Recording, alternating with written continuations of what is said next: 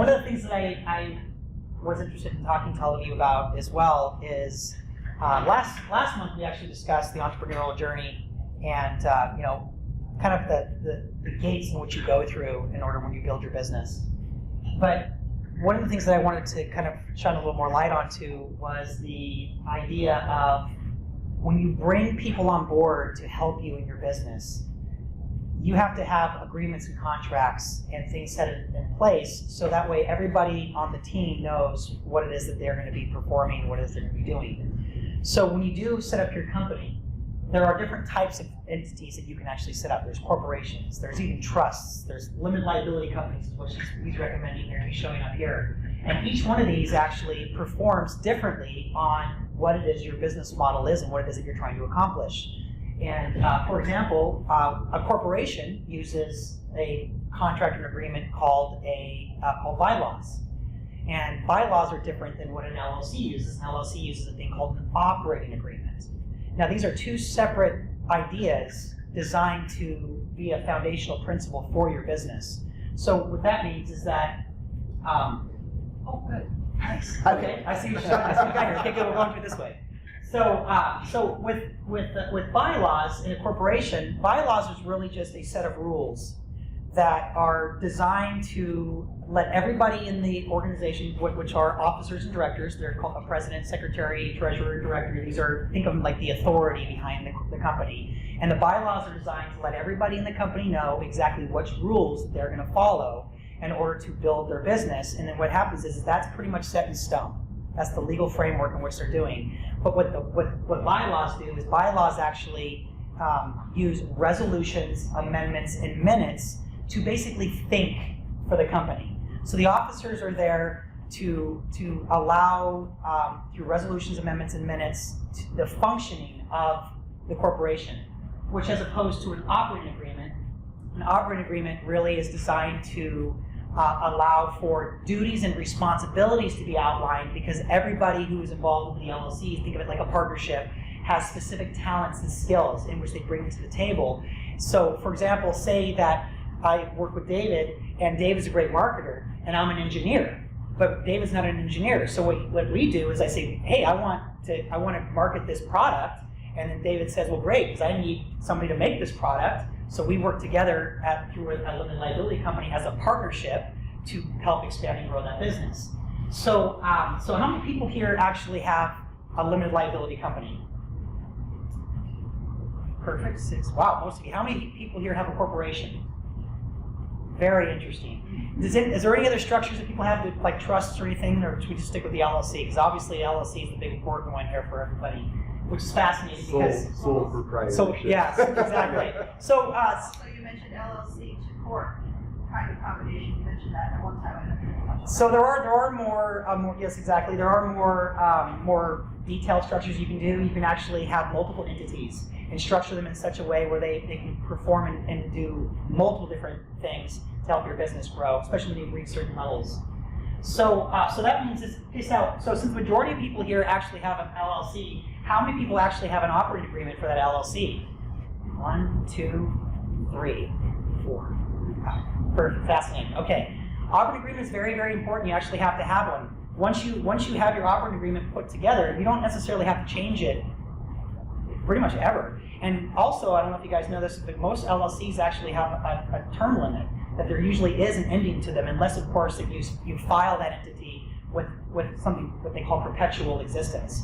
But usually when you have an LLC, you have a contract that actually has an end date associated to it because everybody knows what they need to do in order to accomplish that goal, and once that goal is met, that LLC is usually finished.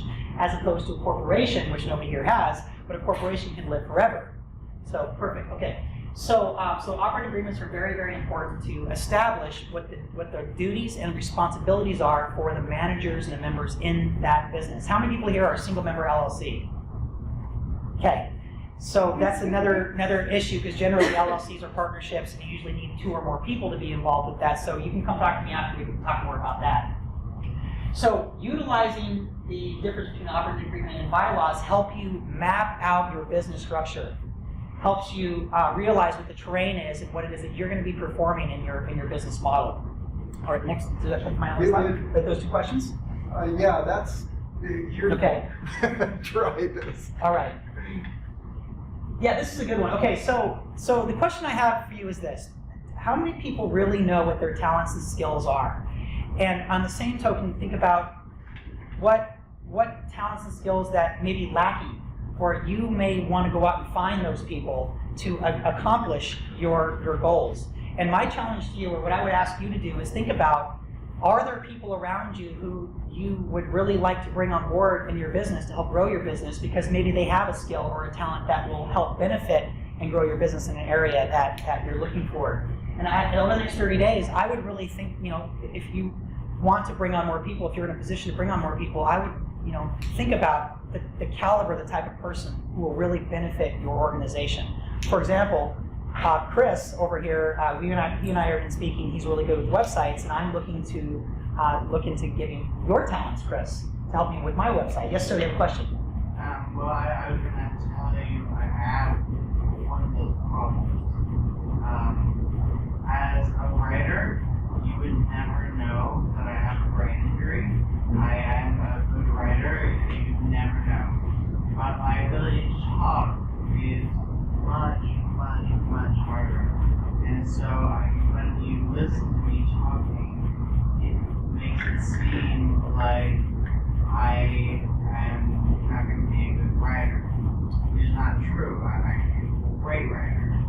But I would like to have somebody to help me talk with people who want to work with me.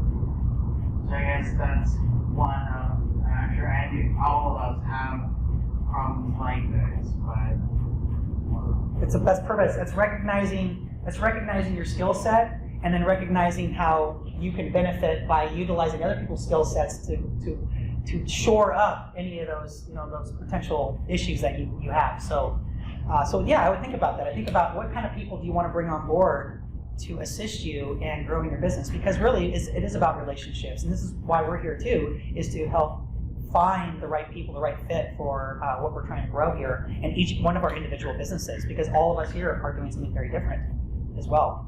So my name is Damian Barton. I do, yes, oh, you have another question? Try that. Okay.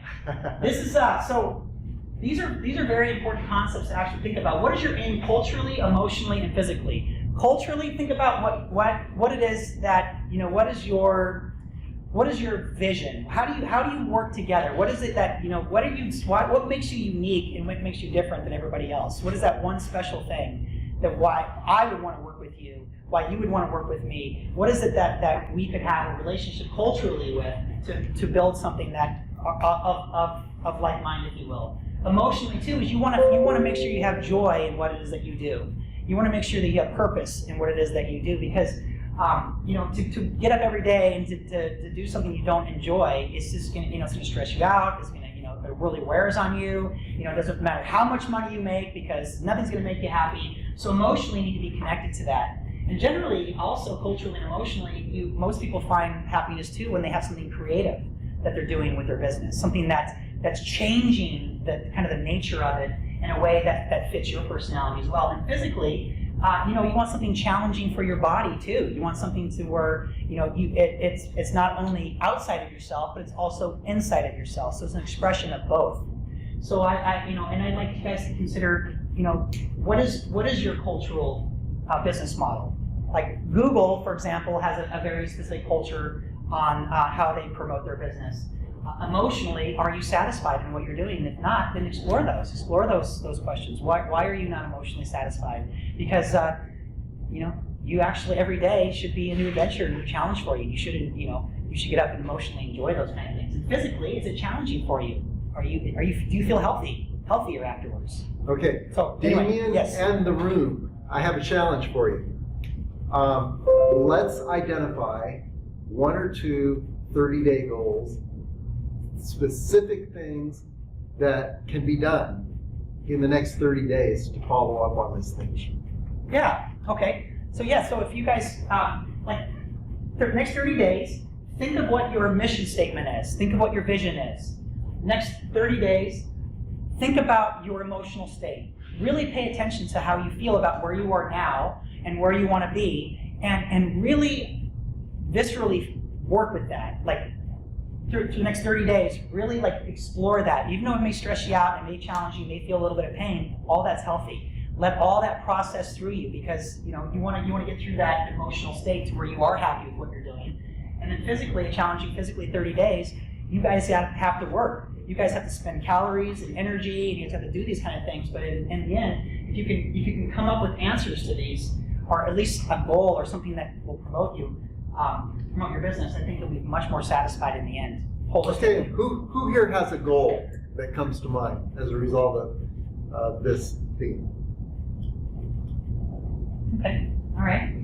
I do. Develop a mission. Okay. Develop a mission statement, yes? Okay, good. Physically, I think we all work a lot, and we put a lot of hours into working our brain, trying to build a business, and oftentimes we forget about the body, So that's my goal. I can't find time to physically work out or do any physical activities. So that would be my 30-day challenge. Perfect. So incorporate that, Awesome. and that will help you with your business as well, because it's a state of body, state of mind kind of idea as well.